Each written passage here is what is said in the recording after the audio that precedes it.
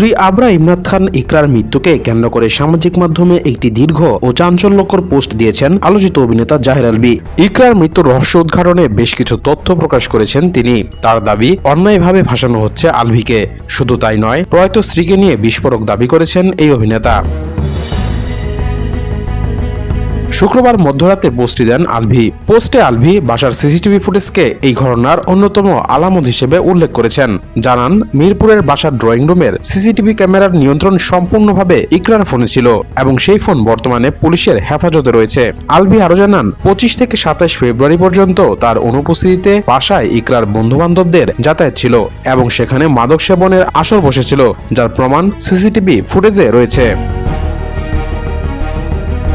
তার দাবি অনুযায়ী দুর্ঘটনার আগের রাতে ইকরা তার সহকারীকে দিয়ে সিগারেট ও ঘুমের ওষুধ আনিয়েছিলেন এবং সেই সময়ের ইকরার আচরণ স্বাভাবিক ছিল না।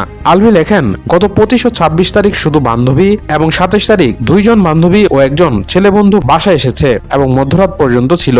এই সময় 3 দিনই তারা সিগারেট, গাঁজা ও মদ্যপান করেছে। দুর্ঘটনার আগের দিন 27 তারিখ ইকরা আমার সহকারীকে দিয়ে সিগারেট ও ঘুমের ওষুধ আনিয়েছে, ওই সময়ে যা সিসিটিভির নিচে ইকরাকে দেওয়া হয়েছে। আলভী লেখেন, এই সমগ্র ভাষ্য আমার সহকারীর এবং তা ইতোমধ্যেই পুলিশের কাছে স্টেটমেন্ট আকারে পেশ আছে। সাংবাদিক ভাই ও সাধারণ সবাইকে জানিয়ে রাখলাম, বিষয়টি যেন সিসিটিভি ফুটেজ থেকে এই 3 দিনের ফুটেজ কোনোভাবেই সরানো না হয়, আর সরানো হলেও যেন এর সুষ্ঠু জবাবদিহি বা তদন্ত করা হয়। আলভী আরো উল্লেখ করেন, এই 3 দিন ও দুর্ঘটনার মুহূর্তের ইকরার কথাবার্তা কোনোভাবেই সাধারণ মানুষের মতো ছিল না। ইকরা এর আগেও 15 বছরে একাধিকবার আত্মহত্যার চেষ্টা করলেও কখনো সিরিয়াসলি কোনো সংযোগ পাওয়া যায়নি, কিন্তু এইবার ইকরা একদমই নরমাল ছিল না।